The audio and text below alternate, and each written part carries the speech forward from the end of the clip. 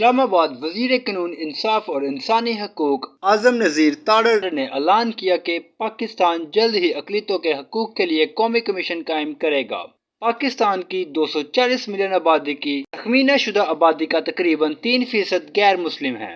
پاکستان کی اقلیتی برادریوں کو زندگی کے تقریباً تمام شعبوں میں امتیازی سلوک کا سامنا کرنے کی شکایت ہے اور وہ باقاعدگی سے عسکریت پسند گروپوں کے حملوں کی زد میں آتی ہیں جن پر توہین مذہب کا الزام لگایا جاتا ہے، جس کی سزا جنوبی ایشیائی قوم میں موت ہے۔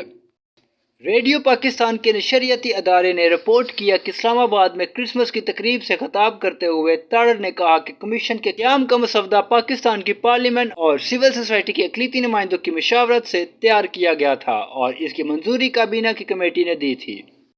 وزیر قانون نے کہا کہ حکومت کمیشن کو مزید خود مختار بنانا چاہتی ہے جو شکایت کو دور کرنے اور شمولیت کو فروغ دینے کے لیے ایک مؤثر پلیٹ فارم کے طور پر کام کرے گا۔ ذرائع کے مطابق تاڑر نے نوٹ کیا کہ پاکستان کے آئین میں واضح طور پر کہا گیا ہے کہ پاکستان ہم سب کا ہے، جبکہ ہماری شناخت اور فخر پاکستانی ہونے میں مضمر ہے۔